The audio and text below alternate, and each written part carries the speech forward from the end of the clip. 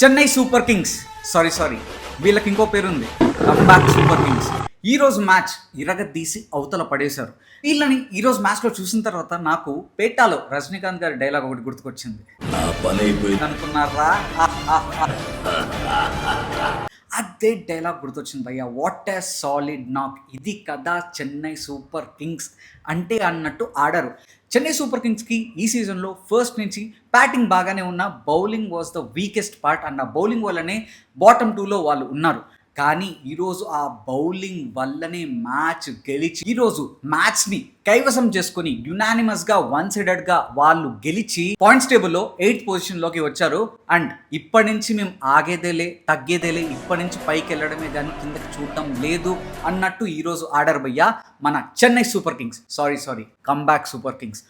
ఇన్ని రోజులు Chennai super Kings కి ధోని లేడు, ధోని ఉంటే గెలుస్తారు, ధోని లేకపోవడం వల్ల ఇదంతా జరుగుతుంది, వీళ్ళలో పసలేదు, ఎండ్ ఆఫ్ ఎన్ ఎరా. సిఎస్కే అంటే ఒకప్పుడు చరిత్ర, సిఎస్కే అంటే ఇంకేమీ లేదు.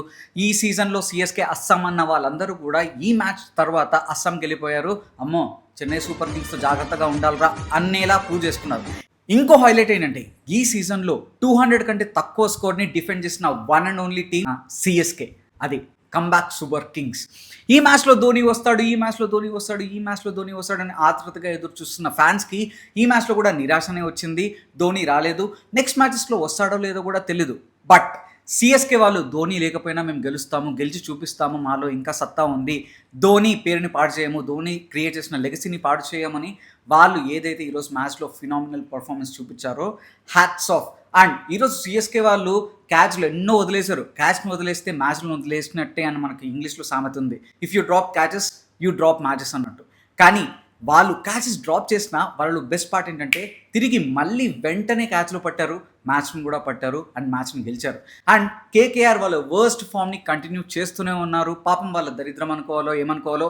కేకేఆర్ వాళ్ళు మాత్రం ఈరోజు బౌలింగ్ ఒక స్ట్రాటజీతో, ఒక ప్రణాళికతో, ఒక పద్ధతితో, ఒక ప్లానింగ్తో వేశారు. అండ్ 200 250 వెళ్తుందన్న స్కోర్ని 1 and 2కే రెస్ట్రిక్ట్ చేసి చాలా బాగా బౌలింగ్ చేశారు. బట్ ఫిన్ అలెన్ స్టార్టింగ్లోనే అవుట్ అయిపోవడం వల్ల and back to back wickets పడిపోవడం వల్ల, మిడిల్లో కొద్దిగా పార్ట్నర్షిప్ బిల్డ్ అవుతూ ఉన్నా కూడా మళ్ళీ ఆ ప్రెషర్ వల్ల రన్ రేట్ పెరిగిపోతూ ఉండడం వల్ల బ్యాక్ టు బ్యాక్ వికెట్స్ పడుతూ లాస్ట్కి వాళ్ళ టీమే పడిపోయింది. కేకేఆర్ మ్యాచే ఓడిపోయింది. So finally 1 more loss to KKR. And వాళ్ళు ఇంకా ఈ సీజన్లో ఒక్క మ్యాచ్ కూడా విన్ అవ్వలేదు. అండ్ ఈరోజు మ్యాచ్లో బౌలింగ్ పర్ఫార్మెన్స్ గురించి మాట్లాడితే భయ్య ఒక్కొక్కళ్ళు ఒక్కో ఆనిముత్యం లాగా బౌలింగ్ చేశారు. ఖలీల్ అహ్మద్ 4 ఓవర్స్కి 24 రన్స్ ఇచ్చి 1 వికెట్ తీశాడు. అఖిల్ హుసేన్ 4 ఓవర్స్కి 26 రన్స్ ఇచ్చి 1 వికెట్ తీశాడు. అదే అంశుల్ కాంబోజ్ 4 ఓవర్స్కి 32 రన్స్ ఇచ్చి 2 వికెట్స్ తీశాడు. అండ్ ఈ సీజన్లో పర్పుల్ క్యాప్ హోల్డర్గా ఈక్వల్ షేర్ ప్రసిద్ధ్ కృష్ణతో పాటు షేర్ చేసుకుంటున్నాడు. ఎందుకంటే ప్రసిద్ధ్ కృష్ణ కూడా 10 వికెట్స్ తీశాడు, అంశుల్ కాంబోజ్ కూడా 10 వికెట్స్ తీశాడు. అంశుల్ కాంబోజ్ ఈ సీజన్లో సిఎస్కేకి వన్ ఆఫ్ ద బెస్ట్ పర్ఫార్మర్గా నిలుస్తున్నాడు when it comes to bowling. ప్రతి మ్యాచ్లో ఖచ్చితంగా వికెట్ టేకర్ ఎవరన్నా ఉన్నారు అంటే అది అంశుల్ కాంబోజే. అండ్ అంశుల్ కాంబోజ్ సెలబ్రేషన్ కూడా నాకు సూపర్గా నచ్చింది ఈరోజు వికెట్ తీసిన వెంటనే. నెక్స్ట్ వచ్చి నూర్ అహ్మద్. ప్రతి మ్యాచ్లో నూర్ అహ్మద్ని ఎందుకు తీసుకుంటున్నారా బాబు, పక్కన పెట్టండి రా అన్నా కూడా సిఎస్కే వాళ్ళు నూర్ అహ్మద్ని నమ్మినంత ఎవరిని నమ్మరేమో. ధోనిని నమ్మిన తర్వాత నూర్ అహ్మద్ని అన్నది నమ్ముతారేమో. ఎందుకంటే ఒక ఆస్థాన స్పిన్నర్ లాగా నూర్ అహ్మద్ ప్రతి మ్యాచ్లో ఉంటాడు. బాగా పర్ఫామ్ చేసినా చేయకపోయినా మేబీ ఆల్రౌండర్ కింద కన్సిడర్ చేస్తూ అండ్ మంచి స్పిన్నర్గా వాళ్ళు తన మీద పెట్టిన కాన్ఫిడెన్స్ ఏదైతే ఉందో నూర్ అహ్మద్ ఈరోజు ప్రూవ్ చేసుకొని 3 వికెట్స్ తీసేసి సునామీ సృష్టించాడు. అండ్ సిఎస్కే విన్నింగ్లో కీలక పాత్ర పోషించాడు.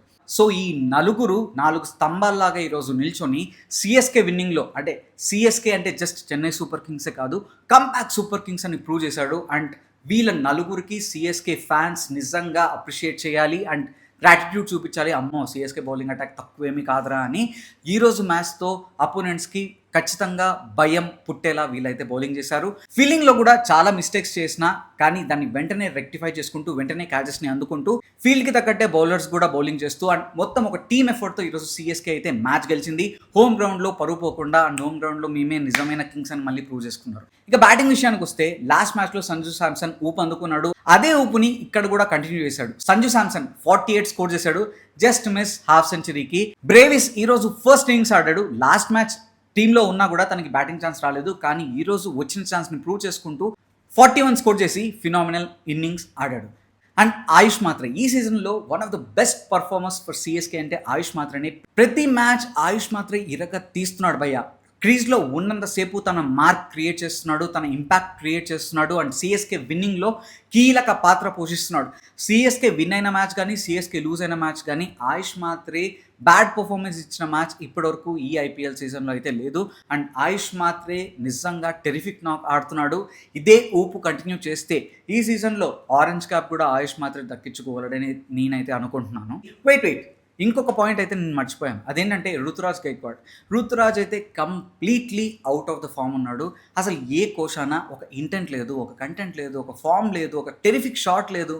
ఏదో కష్టపడి ఆడుతున్నట్టు, అమ్మో ఎంతో ప్రెషర్ పెట్టుకుని ఆడుతున్నట్టు, చాలా ప్రెషర్ తీసుకుని ఆడుతున్నట్టు అయితే అనిపిస్తోంది. నా వరకు అయితే హాయిగా ఆయుష్ మాత్రేని అండ్ సంజు శాంసన్ని ఓపెనింగ్కి పంపించి దండం రాబావు, నువ్వు 1 డౌన్కి వస్తే నువ్వు కొద్దిగా ప్రెషర్ తక్కువ అవుతుంది, నీలాగా ఫ్రీ ఫ్లోలో ఒకప్పుడు రుతురాజ్ గైక్వాడ్ లాగా నువ్వు పర్ఫామ్ చేస్తావని నేనైతే అనుకుంటున్నాను.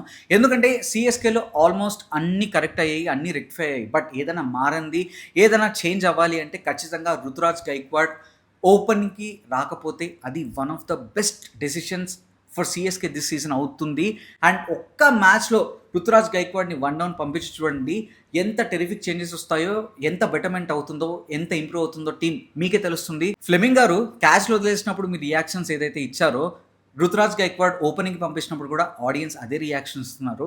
So consider your decision, change the batting order and you will see terrific changes and you will see a better performance from Comeback Super Kings. ఇదే నేను ఈరోజు చెప్పాలనుకుంటుంది.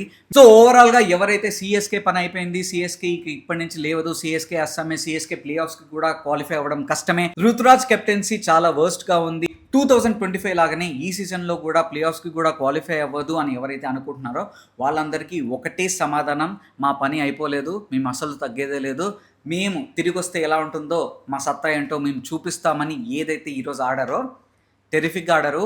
గో సిఎస్కే, ఇంకా ఛాన్స్ ఉంది. అండ్ సిఎస్కే ఫ్యాన్స్, నాకు తెలిసి ఈ match తర్వాత మీరు ఫుల్ ఖుషి ఉన్నారని నేనైతే అనుకుంటున్నాను. మీకు ఈ మ్యాచ్ పర్ఫార్మెన్స్ తర్వాత మీ టీం గురించి మీ ఒపీనియన్ ఏంటో కామెంట్ సెక్షన్లో మెన్షన్ చేయండి. ఎలా అనిపించిందో సిఎస్కే పర్ఫార్మెన్స్ కామెంట్ సెక్షన్లో మెన్షన్ చేయండి. మరిన్ని ఎంగేజింగ్ వీడియోస్తో మళ్ళీ మీ ముందుకు వస్తాను. అంతవరకు సెలవు, సైనింగ్ ఆఫ్, బై.